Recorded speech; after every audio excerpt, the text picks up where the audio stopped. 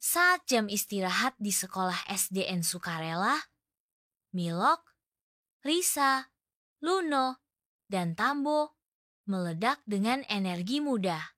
Sementara itu Zako mengawasi dari jauh.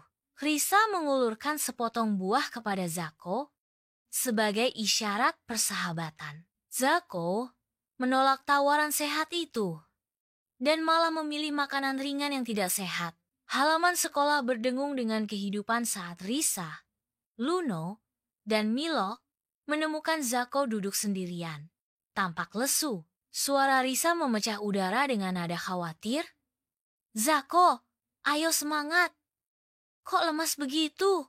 Zako menjawab dengan lemah. Suaranya hampir tidak terdengar. Aku tidak kuat. Aku lemas sekali." Luno menimpali dengan terkejut. Padahal biasanya Zako paling heboh lari-lari. Milok bertanya, bingung. "Apa yang kamu makan pagi ini, Zako? Kenapa tenagamu hilang?" Anak-anak mengamati kondisi Zako dengan cemas. Bu Santi memasuki ruang kelas. Ekspresinya serius. "Anak-anak, akhir-akhir ini banyak yang terlihat lemas.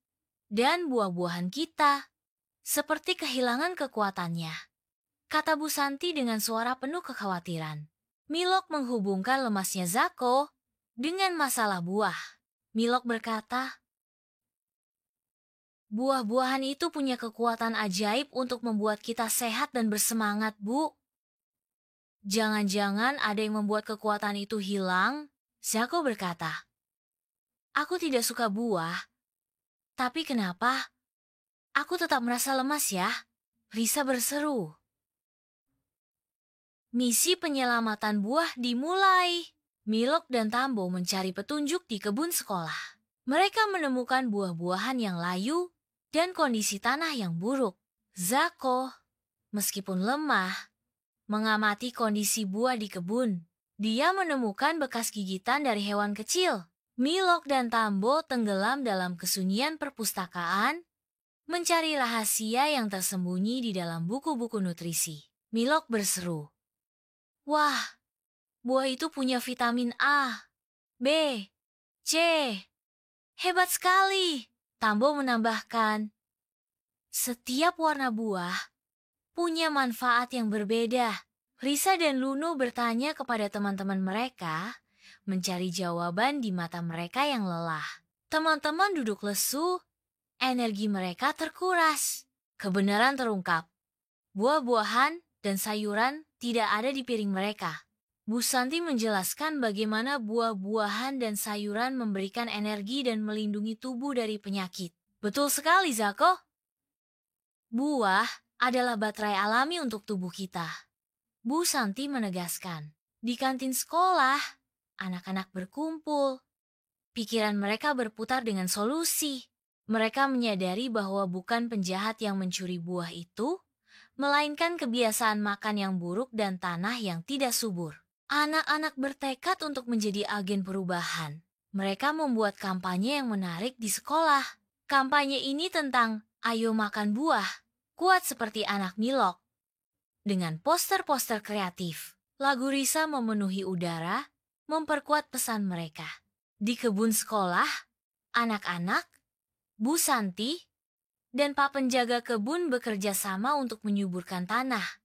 Mereka menanam bibit baru, memelihara janji panen di masa depan. Zako, yang sekarang mengerti, mulai memakan buah itu perlahan-lahan. Awalnya, rasanya terasa aneh, tetapi kemudian muncul rasa suka yang semakin besar. Beberapa minggu kemudian, kebiasaan makan buah mulai membaik, dan buah-buahan di kebun sekolah tumbuh subur kembali.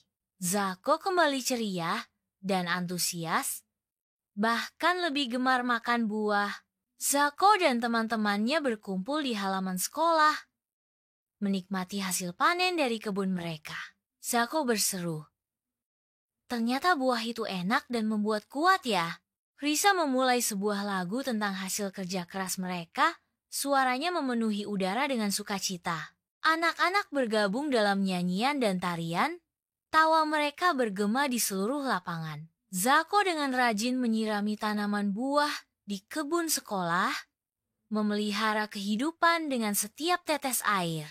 Kebahagiaan berkembang saat Zako berkontribusi pada lingkungan sekolah yang lebih sehat. Di ruang kelas, Bu Santi tersenyum hangat pada Zako dan teman-temannya. Matanya berkerut. "Kalian semua adalah pahlawan gizi," seru Bu Santi.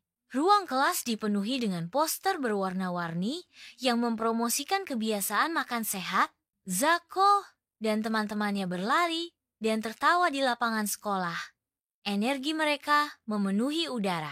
Zako menyamai kecepatan teman-temannya. Tidak lagi tertahan oleh kelemahan, Zako makan malam bersama keluarganya. Dia memilih buah-buahan dan sayuran sebagai bagian dari makan malamnya. Ibunya tersenyum melihat perubahan positif pada Zako. Di kebun sekolah, Zako dan teman-temannya mengumpulkan hasil panen. Mereka berbagi buah dengan teman-teman mereka. Guru-guru menerima buah-buahan. Zako berdiri di depan kelas, siap untuk menyampaikan presentasi penting tentang buah-buahan dan sayuran.